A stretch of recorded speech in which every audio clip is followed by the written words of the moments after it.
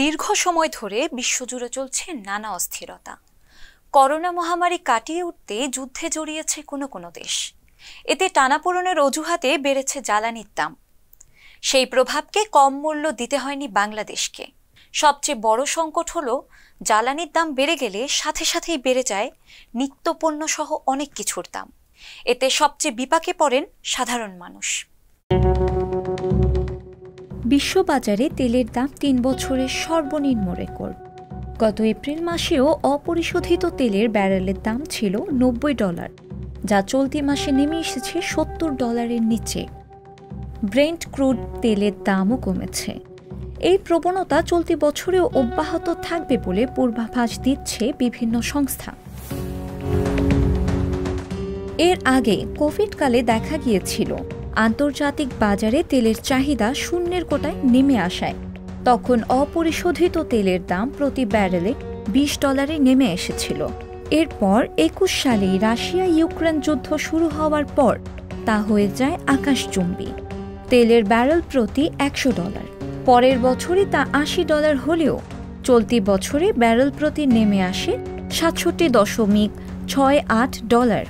বিশ্বে সবচেয়ে বেশি তেল আমদানি করে চীন, কিন্তু চীনের অর্থনৈতিক অবস্থা ভালো না থাকায় দেশটির তেল আমদানি কমে প্রভাব পড়েছে আন্তর্জাতিক বাজারে। আশঙ্কা করা হচ্ছে ২০২৪-২৫ অর্থ বছরে তেলের চাহিদা আরও কমতে পারে, কিন্তু দেশের বাজারে যেন এর কোনো প্রভাবই পড়ছে না। দেশে এখনও চলছে আগের দামেই। এ নিয়ে বিশ্লেষকদের আছে নানান মতামত।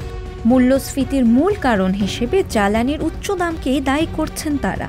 ২০২২ সালের এপ্রিল মাসে বিশ্ববাজারে তেলের গড় দাম ছিল $80 এবং এখনও $80।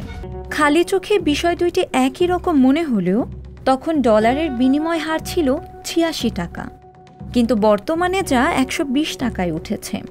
এই ২.৫ বছরে দেশের ডলারের বিনিময় হার বেড়েছে প্রায় ৪০%, যা অনেকটাই দায়ী হতে পারে।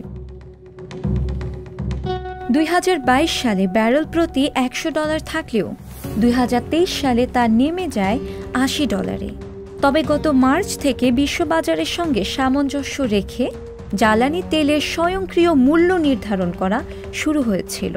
এরপর থেকে প্রতি মাসে নতুন দাম ঘোষণা করা হচ্ছে। সর্বশেষ ৩১ আগস্ট সরকার জ্বালানি তেলের দাম ঘোষণা করে। অকটেনের দাম ১৩১ টাকা থেকে কমে ১২৫ টাকা, পেট্রোলের দাম ১২৭ টাকা থেকে কমে ১২১ টাকা এবং ডিজেলের দাম ১০৬ টাকা ৭৫ পয়সা থেকে কমে ১০৫ টাকা ৫০ পয়সা নির্ধারণ। দাম নির্ধারণের ক্ষেত্রে বিশ্ববাজারের দাম ও ডলারের বিপরীতে টাকার মান হিসাব করা হয়। সরকার মূলত দীর্ঘমেয়াদী চুক্তিতে আন্তর্জাতিক বাজার থেকে তেল আমদানি করে, যেখানে সরবরাহকারীও নির্দিষ্ট থাকে। যেহেতু বিশ্ববাজারে তেলের দাম ওঠানামা করে, তাই চুক্তির মাত্র একদিন আগে দাম নির্ধারণ করাও একটি উল্লেখযোগ্য কারণ হতে পারে। যখন দাম বেড়ে যাচ্ছে তখন চুক্তি করা হচ্ছে কিনা তার উপর দাম নির্ভর করবে।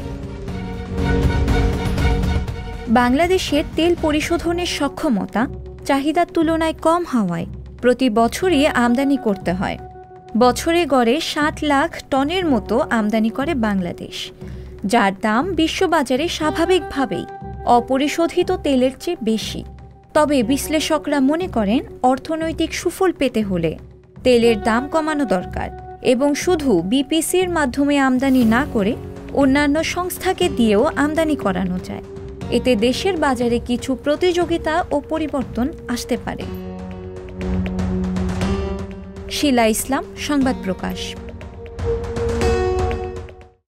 সংবাদ, ফিচার ও অনুষ্ঠানের জন্য ভিজিট করুন সংবাদ প্রকাশের ওয়েবসাইট এবং যুক্ত থাকুন ফেসবুক পেজ ও ইউটিউব চ্যানেলের সঙ্গে।